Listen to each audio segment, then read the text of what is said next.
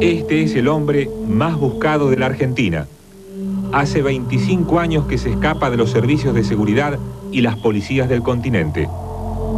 No se conocían imágenes recientes de su aspecto. Se llama Enrique Gorriarán Merlo y es la primera vez que habla para la televisión argentina. Su última acción espectacular fue el asalto al regimiento de La Tablada. No se arrepiente. Enero de 1989. Ataque al regimiento de La Tablada, en el Gran Buenos Aires. Hubo 40 muertos, 3 desaparecidos. Hay 20 presos condenados. Yo asumo la responsabilidad absoluta de La Tablada, ¿no? Yo soy el responsable principal. Bueno, lo que quise hacer, no yo, sino todos los compañeros que participamos ahí, fue frenar las presiones militares a las cuales el gobierno estaba cediendo permanentemente. Enrique Haroldo Gorriarán Merlo, 53 años, alias Ricardo, Pelado, Ramón, José Miguel Marín, protagonista principal de 30 años de intentos revolucionarios en Latinoamérica. Fue uno de los máximos dirigentes del Ejército Revolucionario del Pueblo, la organización armada más agresiva de la década del 70. Ayudó a organizar la seguridad sandinista y regresó de Centroamérica como líder del movimiento Todos por la Patria, el MTP, que asaltó La Tablada. Prófugo desde hace un cuarto de siglo. Gorriarán Merlo es el último de los líderes guerrilleros de la década del 70 que aún siguen la clandestinidad. Este primer reportaje para la televisión es un testimonio clave de la trágica historia que reactualizó el marino Silingo, las revelaciones posteriores y la autocrítica del general Balsa. Concretar la entrevista nos llevó 18 meses. La reunión, bajo rigurosas condiciones de clandestinidad, se realizó en la Argentina, a menos de 400 kilómetros de la capital federal. Septiembre de 1980. El ex dictador de Nicaragua, Anastasio Somoza, es acribillado en Paraguay, donde estaba refugiado. Y bueno, yo tiro sobre él, ¿no? Tiro todo el cargador, eran 30 disparos. Enero de 1974. El Ejército Revolucionario del Pueblo asalta el regimiento de Azul en la provincia de Buenos Aires. Yo dirigí la toma de Azul. Diciembre de 1973. El norteamericano Víctor Samuelson, gerente de la empresa ESO, es secuestrado y se paga un rescate de $14 millones. Un billete de $20, de $50 y de $100. Entonces era, bueno, una montaña de dinero que yo nunca había visto ni jamás volví a ver. Agosto de 1972. Los principales jefes guerrilleros se fugan del penal de máxima seguridad de Rawson, en Chubut. Secuestran un avión de línea y huyen a Chile. A través de este guardiacárcel Facio fue que él, cuando iba tomando guardia, nos entraba a nosotros armamento. Entonces nos llegó a entrar 10 pistolas Browning, que fue con las que copamos el penal desde adentro. Abril de 1995. Gorriarán hoy dice: ¿Se arrepiente de algo de lo que ha hecho? Bueno, yo creo que arrepentirse de lo que han hecho tendrían que ser los torturadores, los criminales, los asesinos, los corruptos.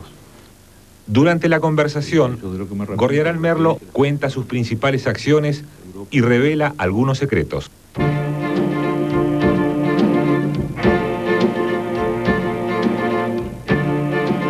¿Cuántos años lleva en la clandestinidad, Gorriarán?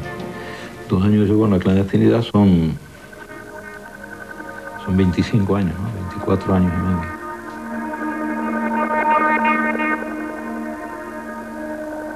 Al cabo de 1 año y medio de gestiones y reuniones furtivas, la entrevista parecía improbable. Pero el mes pasado, Gorriarán entreabrió la madeja de medidas de seguridad con las que se protege. Un sábado al mediodía, las 3 personas del equipo que haríamos la entrevista fuimos citados en el bar Vitró, en un tranquilo barrio porteño. Nos esperaban 3 hombres jóvenes. A partir de ese momento, 2 de ellos estarían siempre con nosotros. Cargamos el equipo en 2 taxis y partimos. Dimos algunas vueltas para verificar que nadie nos seguía y subimos a la autopista. Creíamos que la entrevista sería en el exterior, pero en vez de ir hacia Ezeiza, dejamos los taxis y tomamos 2 remises. Nuevamente hicimos un complejo recorrido y terminamos en Luján. Rodeamos la basílica y paramos en un bar, donde bajamos los equipos. Nos quedamos allí poco más de media hora. Uno de los guías se fue y volvió conduciendo un pequeño vehículo utilitario. Uno de nosotros subió delante con los guías y los otros 2, con los equipos, nos acomodamos atrás. Desde Luján fuimos hasta Mercedes y dimos vueltas hasta que anocheció. Cuando estuvo oscuro, pararon la camioneta al costado del camino, en pleno campo. Los 3 tuvimos que amontonarnos atrás y las aberturas fueron tapadas con contact negro. Anduvimos así alrededor de 3 horas. Al fin, nos hicieron bajar mirando al suelo y entrar rápidamente en una pequeña casita o departamento donde se hizo la entrevista. El reportaje fue grabado en un ambiente de aproximadamente 4x4, en el que habían sido disimuladas las características que permitirían identificarlo. ¿Qué tal? ¿Qué tal? ¿Cómo estás?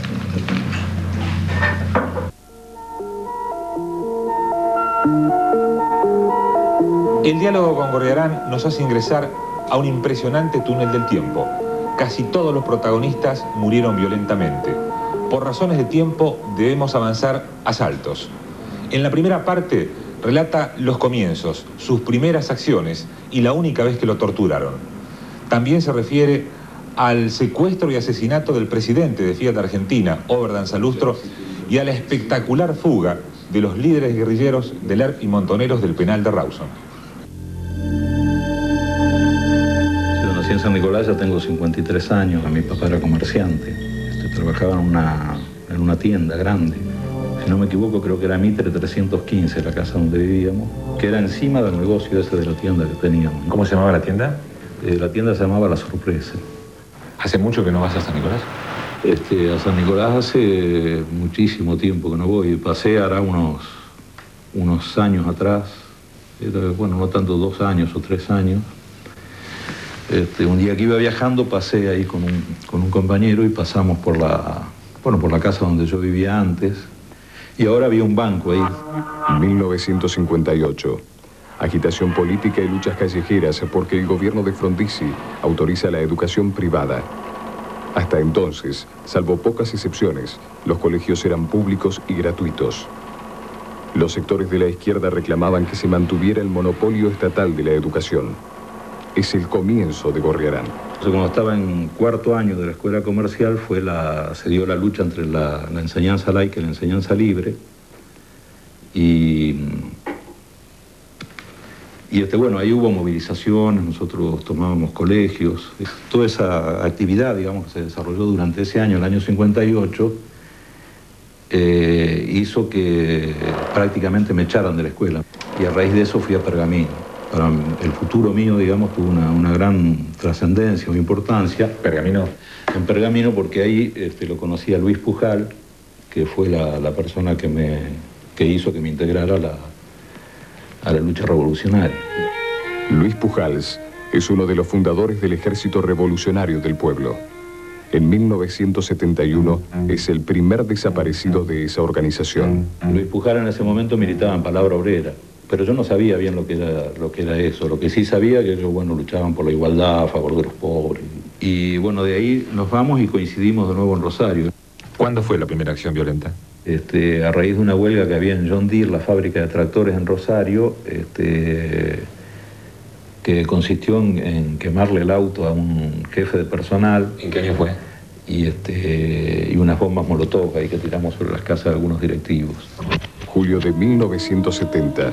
En una isla del Paraná es creado el Ejército Revolucionario del Pueblo, el ERP, como brazo armado del Partido Revolucionario de los Trabajadores. Gorriarán integra su comité ejecutivo. ¿Cuándo pasó a la clandestinidad? Y a principios del 70, poco antes de que se formara el RP, que el RP se formó en julio del 70, en ese momento Roby Santucho, que era el principal dirigente nuestro, ¿no? Estaba preso en Tucumán. Gorriarán llama siempre Roby a Roberto Santucho, líder máximo del ERP, muerto en julio del 76, en un tiroteo con oficiales del ejército que ubicaron su departamento. El debut del ERP fue el asalto a la comisaría 24 de Rosario, donde mataron a 2 policías. Bueno, sí sacamos el armamento, ¿no? Bueno, ahí nosotros entramos, ahí intervine yo. Nosotros entramos a la comisaría, teníamos estudiado ahí el lugar, redujimos a los policías y hubo 2 de ellos que se resistieron, ¿no? ¿Qué se siente, Gorriarán, cuando en una acción así se mueren 2 personas? Y eso fue terrible para nosotros porque, bueno, primero porque al otro día salió lógicamente todo en los diarios, ¿no? No era la intención nuestra esa, y la verdad que ahí estuvimos pero muchos días como muy afectados. Agosto de 1971. Gorriarán y Santucho son detenidos por la policía de Córdoba cuando iban a una reunión en una casa que creían segura. Llego a la casa y golpeo la puerta, ¿no? Entonces cuando me abre uno ahí golpeando la puerta, pero estaba todo oscuro, y me dice arriba las manos. Y yo me creía que era el petizo Bulla, Alejandro, que siempre se lo pasaba haciendo broma. Entonces le digo, deja de joder, y entro así, me pegaron un trompadón acá, que fui... Bueno, me pegaron una trompada acá en la nuca, me estrellaron por allá, ¿no? Ahí recién me di cuenta que era la policía, yo primero creía que era una broma.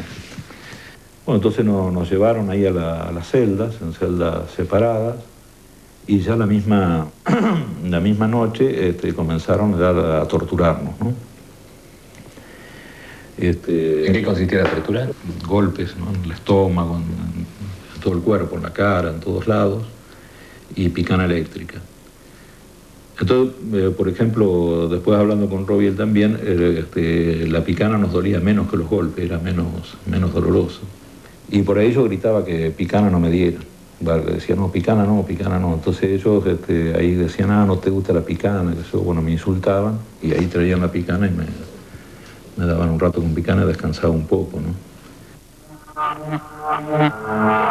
Marzo de 1972. El ERP secuestra a Oberdan Salustro, presidente de Fiat Argentina. La guerrilla exige un rescate de $5 millones, distribución de alimentos en barrios pobres y la liberación de presos.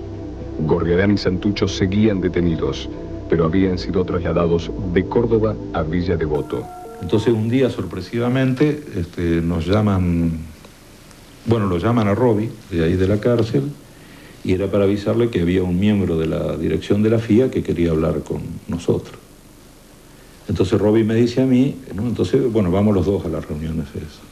Y me acuerdo patente gráficamente porque el que fue era un italiano, gordo, muy gordo, que lo primero que nos preguntó era si Salustro estaba vivo. Entonces, bueno, nosotros le dijimos que sí, ¿no? Se comenzó a discutir las condiciones para la liberación de Salustro. 3 semanas después del secuestro, la policía localiza la casa donde tenían a Salustro.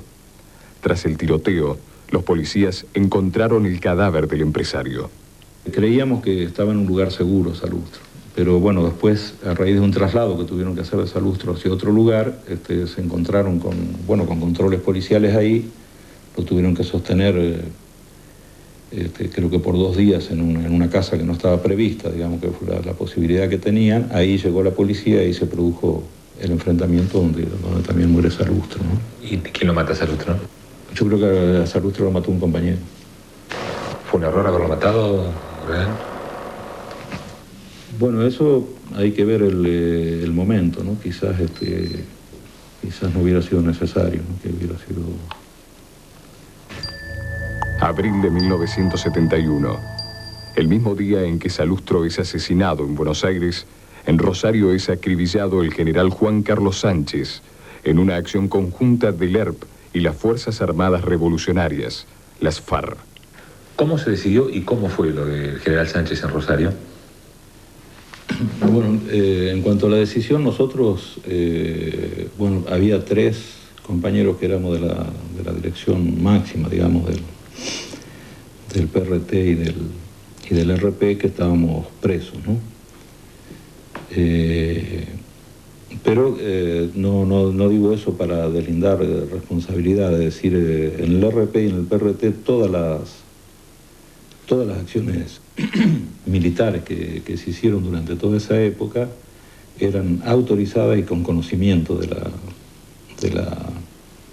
la Dirección Nacional. Entonces, bueno, Sánchez era jefe del segundo cuerpo de ejército, era una zona en esa época quizás de donde la población había sufrido mayor represión, uno de los lugares de mayor represión del país. Entonces se decide el ajusticiamiento de él, con motivo de todas esas actividades contra la población, y que nosotros estábamos seguros que había consenso generalizado en que eso se produjera. Entonces esa acción se realiza en conjunto entre la FARC y el RP. Y además la ejecución conjunta fue de casualidad, porque los compañeros que eran del RP estaban estaban observando los movimientos de Sánchez y se encontraron con otro compañero que también estaba observando los movimientos de Sánchez, pero que no era del RP. Entonces la iniciativa de hacerla conjunto, en realidad no fue del compañero nuestro, sino del compañero de la FARC, que se acercó al compañero nuestro y le dijo: mira, vos estás mirando esto, y nosotros también. ¿Cómo se enteraron ustedes? Pues nosotros nos enteramos estando en la cárcel. Estábamos en el recreo y lo dieron por la radio, ¿no? Hubo aplausos, hubo gritos, claro que sí. Esto fue en Rawson, ¿eh? Ya estando en Rawson. Ya estando en Rawson. Es decir, nosotros habíamos llegado de Devoto unos días antes. Agosto de 1972. Jefes guerrilleros copan desde adentro el penal de máxima seguridad de Rawson. En un avión de línea secuestrado en el vecino aeropuerto de Trelew, huyen a Chile. 19 guerrilleros rezagados son capturados y una semana después son acribillados en la base aeronaval donde estaban prisioneros. ¿En qué momento, en qué reunión comienzan a planificar la fuga? La fuga del primer día que llegamos. ¿Qué plan tenían? Claro, consistía eso en hacer un túnel desde una de las celdas del pabellón, precisamente 5, que era el departamento donde estábamos todos los que ellos consideraban más peligrosos, hasta el paredón. ¿Y cuándo varía ese plan? Bueno, ese plan varía a partir de que Robi plantea de hacer un proyecto distinto, ¿no? Entonces el plan consistía en copar la unidad carcelaria desde adentro, desde ahí fugar en vehículos hasta Trelew, en Trelew copar el aeropuerto y a un avión de línea que venía a esa hora subirnos y exigirle la ida para Chile. Entonces, claro, ese plan también se pudo hacer porque precisamente a raíz de una relación que tenía el gringo Mena ahí dentro de la cárcel con un guardia cárcel que se llamaba Facio, él colaboraba mucho con nosotros, ¿no? Y eso era a través de un pago. Nosotros le pagábamos, le íbamos a pagar en esa época por el trabajo ese 10 millones de pesos. Y entonces precisamente a través de este guardia cárcel Facio fue que él, cuando iba tomando guardia, nos entraba a nosotros armamento. Entonces nos llegó a entrar 10 pistolas Browning, que fue con las que copamos el penal desde adentro. ¿Vive este guardia cárcel? No, por eso lo estoy diciendo, ¿no? ¿Y qué pasó con Facio? La mitad del dinero que nosotros teníamos que entregarle estaba pendiente de entrega para hacerla posteriormente. Se entrega después de la fuga. Entonces ahí llegó a conocimiento del ejército de esa situación, que faltaban de entregarle 5 millones de pesos. Entonces lo que nosotros nos enteramos después, que un día se presentó a la casa de Facio una persona que era evidentemente del ejército a entregarle el dinero que faltaba. Entonces él lo hizo entrar a la casa como aceptando reconociendo esa situación, y ahí es cuando lo apresan. ¿Y cómo fue la toma del penal? Entonces el plan consistía en ir copando los pabellones, eran 8 pabellones. Simultáneamente, un grupo ocupa un avión de pasajeros que llegaba en ese momento al aeropuerto de Trelew, pero la fuga se frustra parcialmente y solo logran escapar los principales jefes. De Chile fueron a Cuba. ¿Es verdad que le llevaron la llave del penal de regalo a Fidel? ¿De regalo? Sí, llevamos una llave ahí que teníamos en el penal, la llevamos a Cuba ahí. ¿Cuánto tiempo estuvieron viviendo en Cuba? Pues nosotros ahí estuvimos 2 meses. Antes de fin de año ya estábamos de vuelta acá.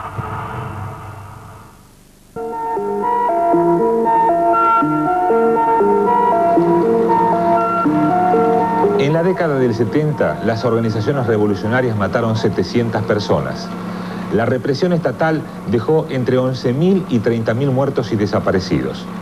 En las últimas semanas, los horrores de este pasado volvieron a ocupar el centro de la escena. Es duro recordar y difícil comprender. Creemos que la información ayuda a la comprensión, aunque venga de un solo lado, como en este caso. ¿Cuándo deciden el primer asalto a un cuartel? Bueno, el primer asalto a un cuartel fue antes del final de la dictadura de Lanús.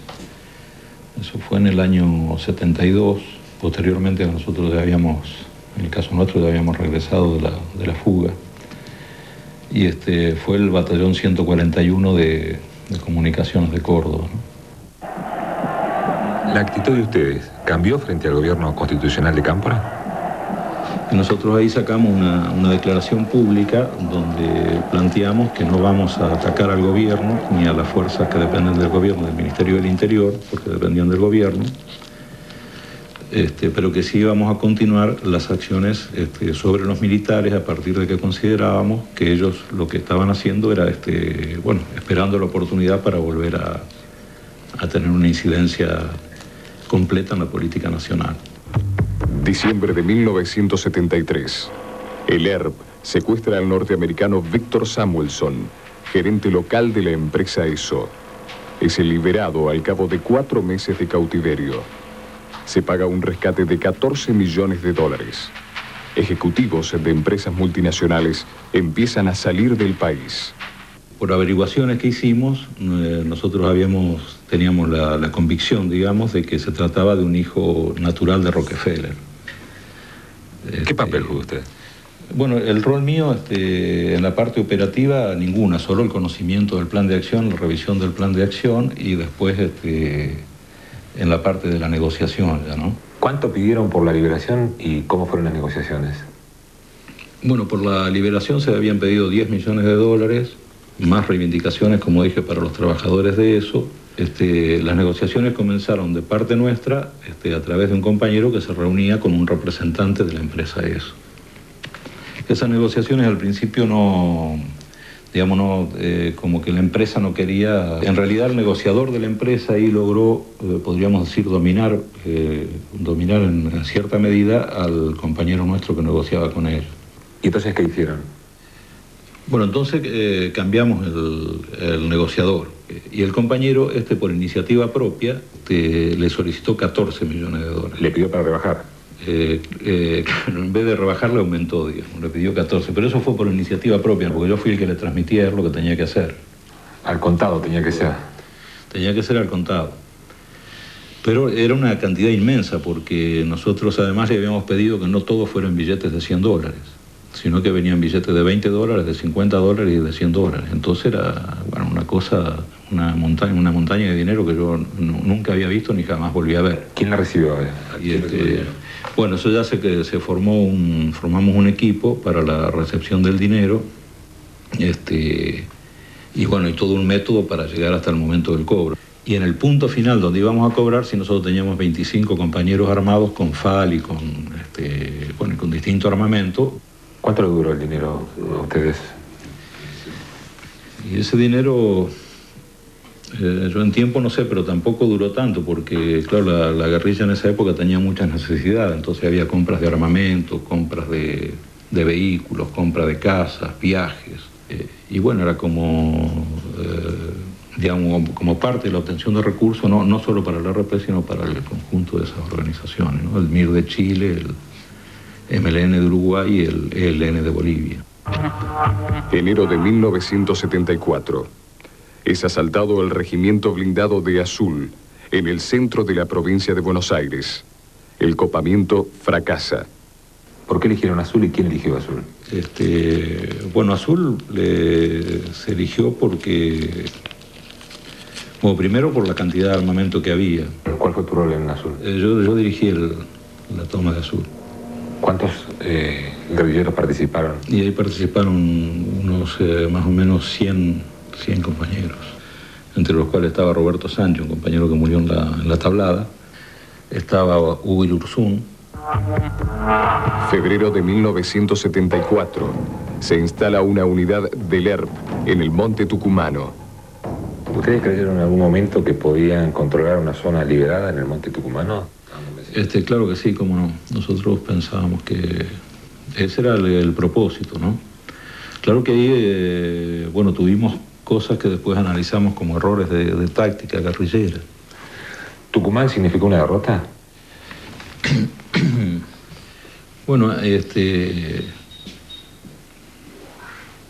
cierta medida sí, porque la intención nuestra era la de desarrollar la guerrilla ahí con el propósito de formar una unidad militar cada vez más poderosa, que llegara un momento que estuviera en condiciones de dar batallas decisivas contra el ejército. ¿Cuántos combatientes llegó a tener en su apogeo el ERP? Llegamos a tener en militancia, digamos, considerado militante, es decir, organizado, con actividad política permanente, unos 3.000 compañeros. ¿En qué año fue eso? Eso fue en el año 75. Y en la parte militar, unos 600 compañeros. Siguieron el desastroso ataque al cuartel de Montechingolo, el golpe de Estado de 1976, la muerte de Santucho y la dispersión del ERP, su participación junto a los sandinistas en Nicaragua. Es imposible sintetizar 6 horas de conversación con Gorriarán en un solo informe. Su penúltima aparición espectacular fue la Operación Reptil, en Paraguay. Septiembre de 1980. El derrocado dictador de Nicaragua, Anastasio Somoza, es acribillado en Asunción, donde se había refugiado. ¿La decisión de matar a Somoza fue suya o se la pidió el sandinismo? No, fue una decisión nuestra, digamos, una idea nuestra, que sí nosotros comunicamos a los sandinistas y que tuvo aprobación. ¿Cuándo comienzan a planificar? Y nosotros habremos comenzado a principios del 80. Y fuimos a Paraguay, hicimos una preparación previa en Colombia. Previa me refiero a prácticas de tiro, de chequeos, porque lo único que conocíamos era que estaba en Paraguay. 4 meses y medio antes de septiembre ya entraron los primeros compañeros ahí, que eran Roberto Sánchez y una compañera que hoy milita en el MTP. Roberto Sánchez, alias El Gordo, Farfán, miembro del ERP, colectivero y camionero. Estuvo con los sandinistas y fue jefe policial en Managua. Muere en la tablada y le pisan la cabeza con un blindado. Fueron a Asunción. O sea que ahí participamos 8 compañeros en la operación esa. Lo que más costó fue ubicarlo. Entonces la compañera, esta que cuento que milita en el MTP, se le ocurrió a ella por iniciativa propia una forma de averiguarlo. Y ella estaba en un hotel ahí en Asunción y tomó un taxi y le dijo al taxista: mire, estoy buscando una peluquería de mujeres que queda a 1 cuadra de la casa de Somoza. Entonces, buscaron por ahí, como que no la encontraron, entonces averiguó el taxista y dice: no, ahí no vive más Somoza. Entonces el taxista se fue con ella hasta una delegación de la policía ahí en Asunción y le preguntó a la policía dónde vivía Somoza. Y la policía fue la que le dijo al taxista dónde vivía Somoza. Ahí detectamos la casa de Somoza. ¿Y después qué hicieron? Se nos ocurrió, como para tratar de tener un conocimiento más profundo sobre los movimientos de Somoza, de comprar uno de los kioscos que había en la esquina de él, y fue uno de los compañeros ahí y le ofreció al kiosco de asociarse a él. Bueno, le dijo un cuento ahí, ¿no? Que él, que se estaba por casar y que la novia era paraguaya, y además de eso que tenía 3.000 pesos para invertir en el kiosco. Y el kiosquero aceptó y se hizo una especie de sociedad con ese kiosquero, donde el compañero nuestro puso ese dinero y al mismo tiempo permanecía todo el día en el kiosco y le permitía ver los movimientos. El grupo alquiló una lujosa residencia frente a la cual Somoza pasaba regularmente. El ataque fue concretado por Gorriarán, Roberto Sánchez y Hugo Irurzu, alias Santiago. Hacía una seña, ahí salía Santiago, que era quien le tenía que tirar con un lanzacohetes RPG-2. Entonces cuando llega el momento de la acción, nosotros recibimos la señal de que viene Somoza, hacemos todo como estaba previsto, salgo yo, Roberto se coloca con la camioneta en la salida del garaje, Santiago se coloca en el jardín, y cuando veo que ya la tiene que disparar, siento un ruido atrás y veo que no dispara. Entonces me doy vuelta y lo veo a él que está en el suelo sacando un cohete y colocando otro, porque teníamos solamente 2 cohetes de eso. Bueno, falla eso, Roberto corta el tráfico y Somoza, queda el auto de Somoza justo enfrente mío, a 3 metros mío. Entonces yo tenía un fusil M16. Entonces me encuentro ante esa situación y bueno, yo tiro sobre él, ¿no? Tiro todo el cargador, eran 30 disparos sobre el chofer. Pero ¿qué pasa? Cuando yo estoy tirando, la guardia se baja del auto, se pone en una tapia que dividía con la casa vecina y nos comienza a tirar a Santiago y a mí, pero a 5 metros, ¿no? Y en ese momento el que nos salva la vida a los dos es Roberto Sánchez, porque él desde la camioneta se coloca detrás de la camioneta y dispara sobre la guardia con un FAL. Cuando él dispara con el FAL, levanta varios ladrillos donde estaba la guardia y la guardia ahí se tira al piso, porque además yo ya no tenía munición. Y cuando nosotros vamos a la puerta, el auto de Somoza, no sé por qué razón, que estaba parado frente a la puerta de la casa, avanza un poquito así y queda contra la vereda a la altura del garaje de la casa, entre la camioneta y la puerta de la casa. Y entonces yo le voy a decir a Santiago que tire con el cohete, con el RPG-7, y antes que yo le diga que tire, él ya tira. Y ahí, bueno, lógicamente le da, ¿no? La muerte de Somoza, prototipo de dictador del tercer mundo, causó conmoción internacional. En Nicaragua los sandinistas lo celebraron. El grupo de Gorriarán logró escapar, salvo Irurzún, capturado y muerto por la policía. Hugo Irurzún, alias Comandante Santiago, uno de los principales jefes militares del ERP. Estuvo en la artillería sandinista. Que, bueno, Hugo era un compañero con extremada iniciativa y además yo creo que era uno de los 2 o 3 mejores guerrilleros que tuvo el RP.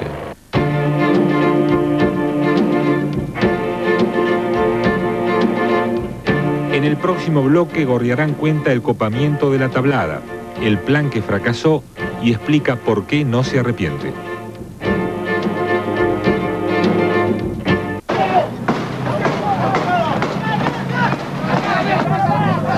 El asalto al regimiento de la Tablada fue el más brutal acto de violencia política de los últimos 20 años en la Argentina. Lo ejecutó un grupo del movimiento Todos por la Patria, el MTP. Sus principales dirigentes habían sido cuadros del Ejército Revolucionario del Pueblo en la década del 70. Gorriarán asume la responsabilidad, pero insiste en justificar la acción. ¿Tenía formación militar en el MTP para ir a la Tablada?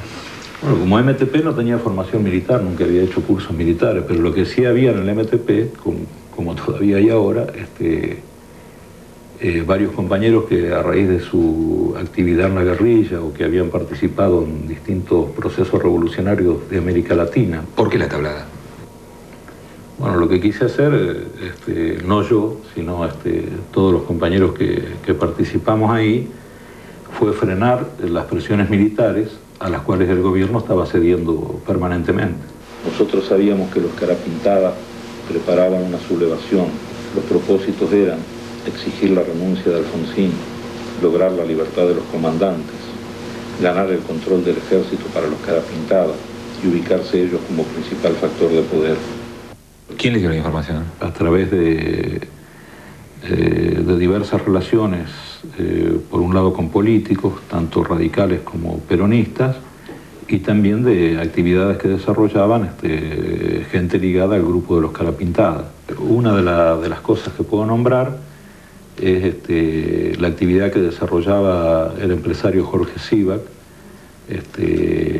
que era el que gestionaba y organizaba reuniones de políticos, periodistas y economistas en nombre del proyecto de Seinaldín. Nosotros teníamos a través de gente que participaba en esas reuniones un conocimiento bastante acabado de los propósitos de Seinaldín.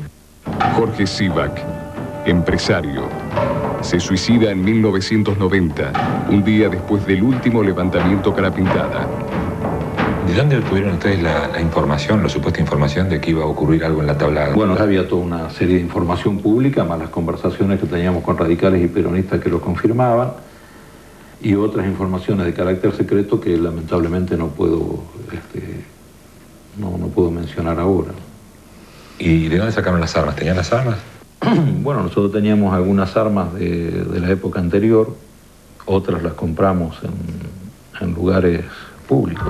A las 6:30 del 23 de enero de 1989, un camión de Coca-Cola derriba el portón del regimiento de la Tablada y comienza el intento de copamiento del cuartel. ¿Usted ingresó al cuartel, Gorriarán?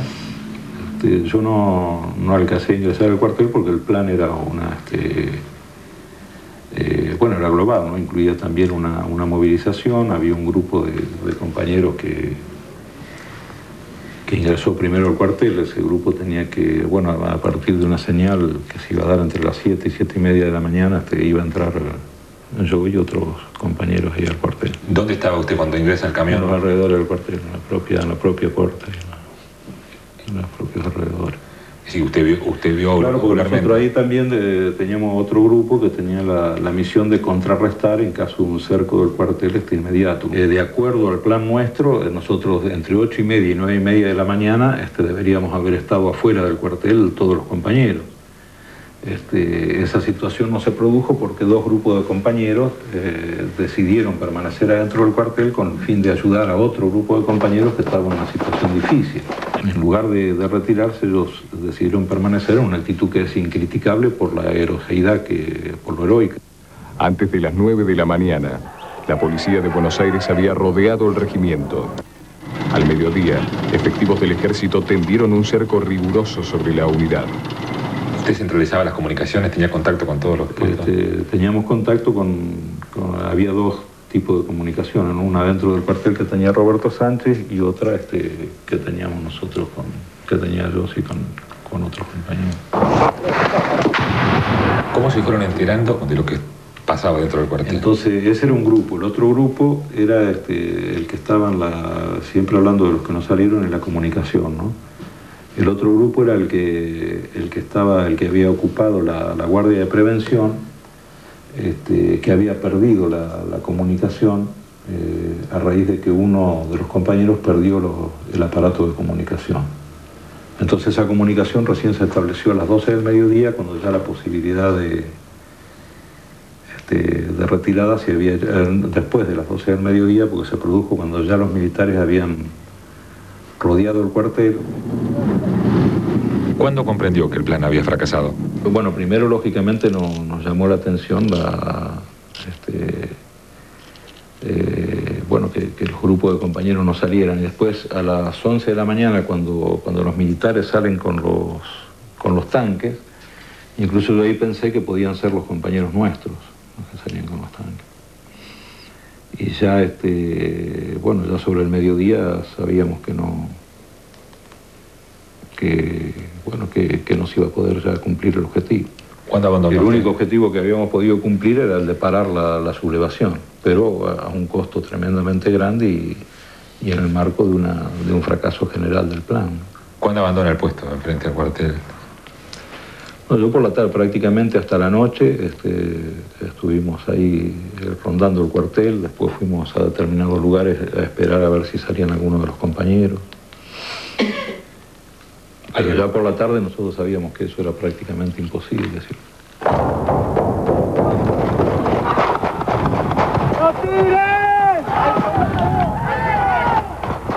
¿Hay un muerto en la tablada cuya identidad no se conozca? Recién ahora es pública la identidad de un compañero nicaragüense, José Mendoza se llama, que había participado en la lucha revolucionaria en Nicaragua en el 79 junto a nosotros, y que a partir del 87 estaba acá en Argentina. José Mendoza nació en Chile, pero vivió desde niño en Nicaragua. Hasta ahora no había sido identificado. ¿Cuál fue su papel en la tablada? Bueno, él ingresó, estaba en la parte que copó la guardia preventiva, la guardia principal, y fue uno de los compañeros que murió en la mañana del 23 en combate. al intentar anular un foco de resistencia que estaba. Gorriarán hizo un retrato elogioso de cada uno de los muertos y presos por la tablada.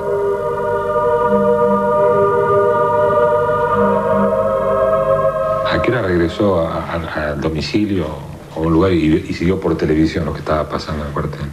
Bueno, no, yo en realidad regresé por la noche tarde y a la madrugada muy temprano volví a salir. Regresé en realidad a la espera de si alguno de los compañeros había logrado salir. Y por televisión, ni los diarios, ni la revista, no lo vi prácticamente hasta 2 años después. Porque, escuchaba los comentarios, leí algunos artículos y me causaba un gran, como a muchos compañeros, ¿no? Por un lado un tremendo dolor, por otro lado una gran impotencia por toda la cantidad de injusticias que se estaba diciendo. ¿Cuáles son los temas pendientes que quedaron de la tablada? Bueno, lo principal yo creo que es lo de los presos, que también hay que tener en cuenta que los presos llevan más años de prisión que los que cumplió Videla. Después el esclarecimiento de los asesinatos de compañeros dentro del cuartel y el esclarecimiento de 3 compañeros que están desaparecidos. ¿Usted asume toda la responsabilidad militar de la tablada? Claro, yo asumo la responsabilidad absoluta de la tablada, ¿no? Fue una decisión política colectiva, pero toda la situación de la tablada, pero yo soy el responsable principal. Nosotros considerábamos que si hubiéramos tenido éxito en la toma del cuartel de la manera en que estaba planificado, la gente hubiese respondido a un llamamiento de movilización para exigir al gobierno un cambio en la política económica y también una actitud de firmeza con respecto a las presiones militares. ¿Se hace alguna autocrítica por lo de la tablada, Gorriarán? Autocrítica no, yo creo que lo que nosotros tenemos es un dolor tremendo, indescriptible, por las pérdidas que hubo, y que ese dolor se ve enormemente aumentado por la incomprensión que... Abril y mayo de 1995. Sucesivos testimonios de militares actualizan los horrores de la represión antisubversiva. Los máximos jefes militares hacen una autocrítica formal. ¿Se arrepiente de algo de lo que ha hecho? Yo creo que que arrepentirse de lo que han hecho tendrían que ser los torturadores, los criminales, los asesinos, los corruptos. Yo de lo que me arrepiento, de lo que he hecho globalmente, no. Nosotros no nos podemos arrepentir, no estamos arrepentidos de haber combatido a los militares. Lo que podemos estar arrepentidos de que hayan sucedido algunos hechos desgraciados, como es la muerte de la niña del capitán Viola en Tucumán. Un autorretrato. ¿Se puede definir quién es Gorriarán Merlo? Bueno, lo que yo creo, digamos, como algún aspecto positivo es que, aunque a veces se duda si sea tan positivo, es que tengo una gran persistencia en las cosas que encaro, ¿no? También soy quizás más sensible de lo que aparento. Soy una persona que a veces me cuesta exteriorizar las cosas que siento. ¿Se va a ir esta noche después del reportaje de la Argentina? Bueno, eso no creo que tan pronto, pero a lo mejor